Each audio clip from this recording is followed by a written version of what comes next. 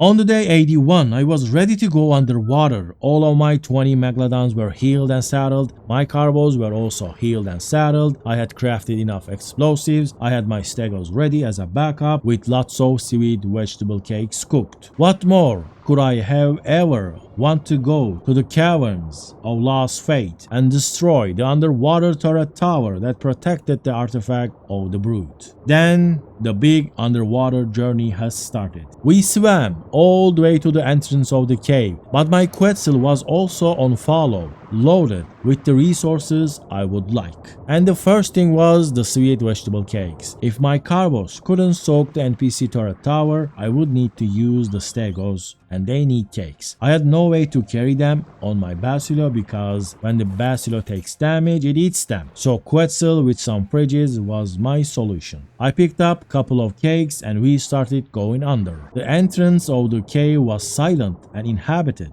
Then I saw a very important piece of the puzzle, an Alpha Mosa. I needed its tooth for the final boss fight, so I went for it. It took a while, but I killed it. Also, I managed to whistle passive when it was too low and killed it with the Basilo. Then I grabbed the Alpha Mosa's tooth. Then I kept going further into the cave and had some encounters, but my Megalodon army was quite powerful to handle anything. Then I reached my destination. I parked my Thames here and I started uncryoing my stegos. I said stegos were supposed to be backup, but that is for the other cave, the Caverns of the Lost Hope that has no air near the artifact. But this one, the Caverns of the Lost Fate, has air at the top of the artifact area. Men started soaking the turret tower on top of the artifact of the brute. They were doing really fine. They both had high health and the cakes were healing them nicely, and I was changing them up if they even get close to half health. Then I wanted to go check the tower a little bit closely. That's why I changed my oxygen tank to my Ascendant flak chest.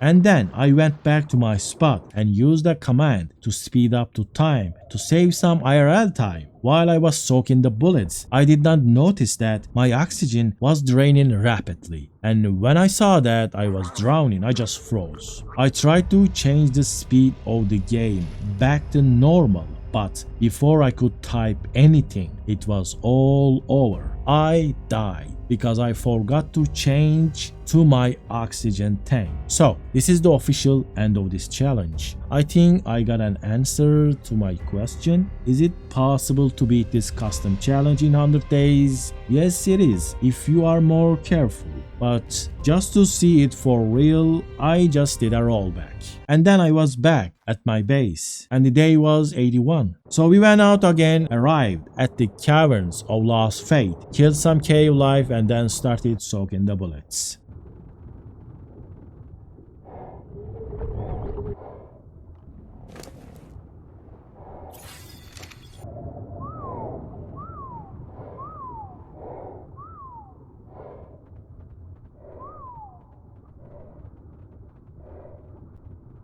Then I found a spot on top, away from the range of the turrets, and then started coordinating my stegos with a clear vision. After soaking quite a while, I fired a rocket, but it got shot off, and I had an idea I could rush this. I hopped on to one of my stegos and went under the turrets. Lots of the heavy turrets were soaked, so it was possible for me to get under and drop the rest of the thing by firing rockets.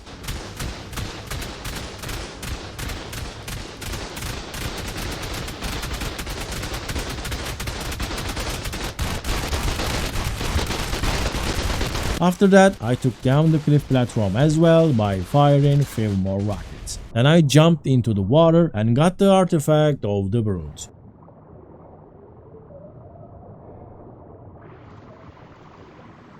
I cryopotted all of my megalodons because swimming with a pack was too long and now I had to go all the way to the caverns of the Last Hope. So I flew here with my Quetzal and then I started uncryopotting all of my megalodons. It took me almost a whole day waiting for them to wake up. But before the day ends, we started swimming to the caverns of Last Hope. We fought a little bit and 20 megalodons again did not fail me.